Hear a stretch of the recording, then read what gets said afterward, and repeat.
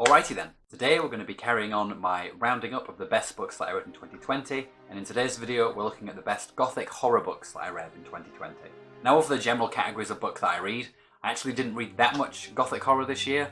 In fact, I've only got one modern Gothic horror book on this list, the rest are all classics, because mainly I just didn't do that much reading in this area this year. I guess this year was probably just too depressing already without adding to it by reading some depressing dark novels. But still, there were some gems that I want to talk about today, so let's get into it. First up, we've got the only modern Gothic horror book that I read this year, and that is Anne Rice's The Tale of the Body Thief, published in 1992. This is the fourth book in Anne Rice's Vampire Chronicles series, and it tells the story of Lestat as he is pretty depressed at the beginning of this novel, kind of bored of being a vampire. It's a pretty lonely existence, as the previous books have established. But in this novel, he meets someone who offers to swap bodies with him. So what happens is Lestat makes this deal, and he becomes human, and the story follows Lestat being a human, getting used to that, and also trying to recover his vampire body from the body thief. Going into this book, I wasn't sure how much I was going to enjoy it, because it's quite a clean break from the previous books, and The Tale of the Body Thief is definitely a standalone book in the series. But I did actually enjoy that and found it a nice change of pace from the previous books. The Queen of the Damned and the Vampire Lestat were both kind of focused on world building and mythology about vampires,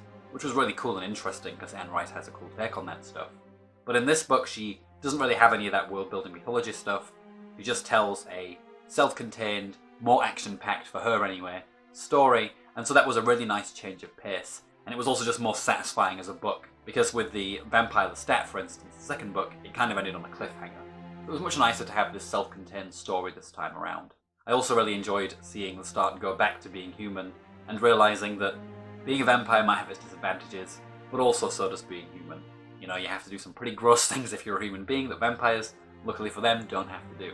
So it was really cool for Rice to kind of explore that idea of what it would be like for someone who was an immortal going back to being a human, and the fallout from that. Overall, this is a really good book in the series, and if you have read those first three, because they do sort of go together, don't stop there, because The Tale of the Body Thief is definitely a fantastic book, and arguably just as good, if not better, than some of those first three novels. Okay, we're dialing it back now into the 1700s for the next pick on the list, and that is Anne Radcliffe's The Italian, published in 1797. The Italian is a classic Gothic novel that centres on a forbidden romance between a noble-born man and a not noble-born woman. The ambitious mother of this noble-born man, the Marchesa, plots with an evil monk called Schedoni to kidnap the lover of her son and take her prisoner and potentially murder her. The book also touches on themes of religious hypocrisy and persecution, and it is set during the time period of the Holy Inquisition. This is without doubt my favourite Anne Radcliffe novel that I've read so far. I have also read The Mysteries of Udolpho, which is arguably her best known work, but one of the main issues I have with Udolpho is that it wasn't very good at maintaining tension and atmosphere throughout. With Udolpho you have a very big setup at the beginning, and a very big setup at the end, and the kind of Gothic horror stuff is in the middle, and while that's fine, it does mean you get a nice bit of build-up. It also does kill the mood a bit and kills the tension a bit when the last third of the novel is kind of a different story almost. Whereas with The Italian, Radcliffe really honed her craft. She really learned to structure a story very concisely. This story is dark and brooding all the way through. It's got some great villains, arguably better villains than we get in The Mysteries of Udolpho. Schedoni the monk and the Marchesa are just a great pair of villains. Both of them are incredibly cruel and nasty, ambitious and sadistic, but at the same time they have a certain humanity about them. There's a great scene in the book where Schedoni is quarrelling with one of his lackeys about committing a murder because they're both ultimately too scared to do it. And the Marchesa also goes through several, phases of guilt when she's plotting against her son to take his lover away. If you do pick up The Italian, I would also like to recommend very briefly a book that I didn't read this year, but a book that I do think goes very well with The Italian, and that is Matthew Gregory Lewis's The Monk. The Italian is actually seen as a response to The Monk in many ways, whereas The Monk tells a supernatural story of good and evil and is much more graphic and gory in its depictions of violence and murder. The Italian is much more psychological and subtle in its depiction of these things, and it also avoids the kind of supernatural forces that we get in stories like The Monk. I think both of these two are just fantastic works of Gothic literature, and they capture kind of the two sides of the coin.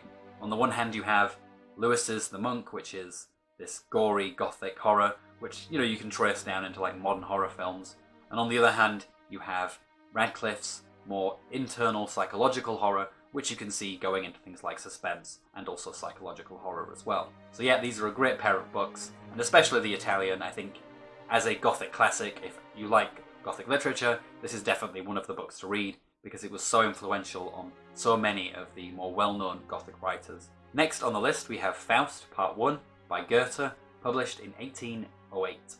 Part 1 of Faust is a play which tells the story of a disenfranchised scientist called Faust, who is getting bored with trying to discover the way the world is through science, and turns to magic to uncover the truths about the world. This puts him in touch with Mephistopheles, who is essentially the devil, who offers Faust a deal whereby Mephistopheles will do whatever Faust wants during his life as a human being. In return, Faust will have to serve Mephistopheles in hell.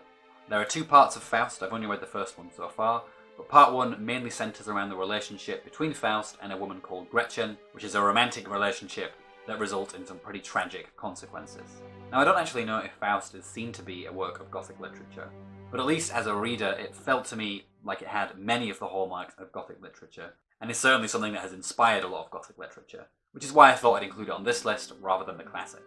It's got themes of heaven and hell, damnation, revenge, ambition. There's lots of murder, there's lots of gore, there's lots of darkness going on. Not to mention it centres on a very passionate, ultimately destructive relationship. What I liked about Faust was that it was just so engrossing to me as a reader. It was one of those books where I started reading it and was just compelled to read it more and more, and actually I read the whole thing in one sitting because I was just that addicted to the prose. Mephistopheles especially is just a great classic villain. He's ultimately just a bad guy.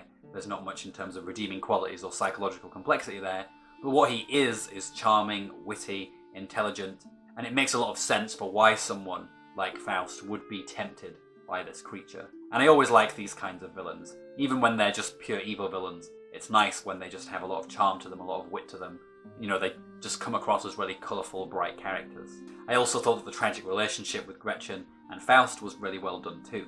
I'm actually surprised that I haven't actually got round to reading part 2 yet, because I did read this at the very beginning of the year, but I definitely will get onto it in the new year, and who knows, maybe part 2 will end up on my list next year as well.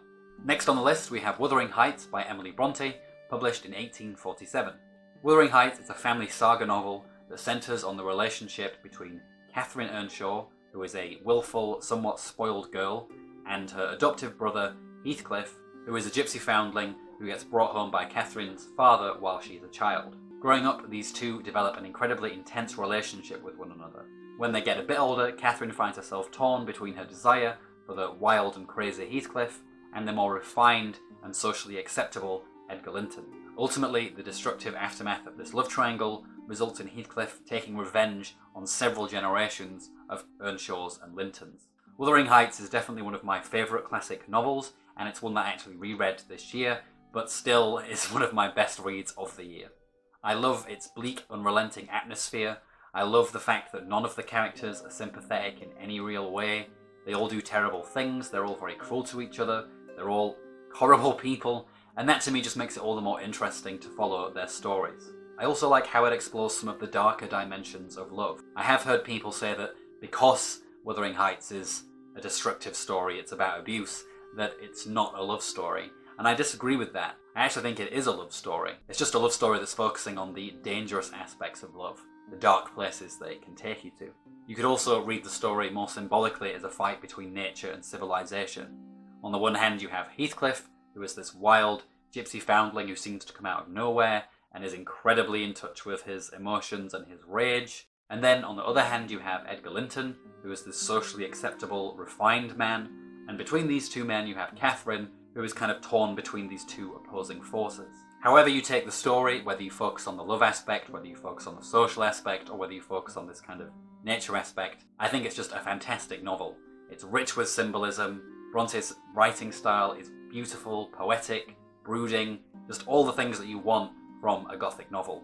And last on the list we have something that actually predates Gothic horror as a genre, but in my view is something that can be seen as having a direct influence on the genre, and that's why it's found its way onto this list. And the book that I'm talking about is the play by Shakespeare, Macbeth.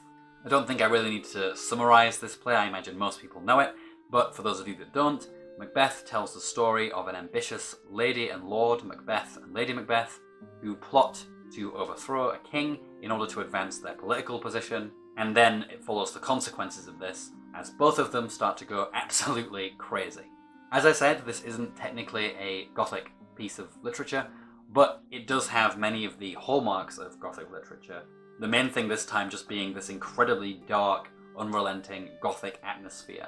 You know, you've got murders taking place in castles in the dead of night, you have ghosts, you have witches, you know, you have people committing suicide. It's definitely something that is going to inspire Gothic literature in the future. And that for me is why it's on this list. For me, this has always been my favourite Shakespeare play, ever since we watched this little cartoon version of it when we were in school, and also watching a amateur theatre company come and do some of the play in our school. Both Macbeth and Lady Macbeth are some of Shakespeare's most complex and interesting villains. They actually remind me a lot of the villains in Anne Radcliffe's The Italian, which is something that I've talked about in my review and analysis of that book. They're both ambitious people who crave power and are willing to do some pretty shady things to get that power, but ultimately that then has a damaging effect on both of their psyches in very different ways. If you haven't read or seen Macbeth, I would definitely look out on YouTube. I think it's probably still on YouTube, because I watched it quite recently. There's a great production of the play with Judi Dench and Ian McKellen in it, and the production really brings out just how dark the atmosphere of the play is. It's basically on a stage that's completely black for the entire production. Everyone's in minimal, dark costumes, and it's just, it's perfect. It really captures the Gothic essence of the play, which is why I love the play so much. Okay, that's it for this list. Please let me know if you've read any Gothic horror books, whether that's classic Gothic literature, whether it's something that predates Gothic literature but inspired it, or whether it's more modern horror fiction. Let me know in the comments what are the best sorts of books in those categories that you read this year. If you enjoyed this video, don't forget to give it a like and subscribe to my channel for updates for new videos. I post weekly on Mondays at 4 PM. But that's it for me, so take care everyone. I'll see you all next time.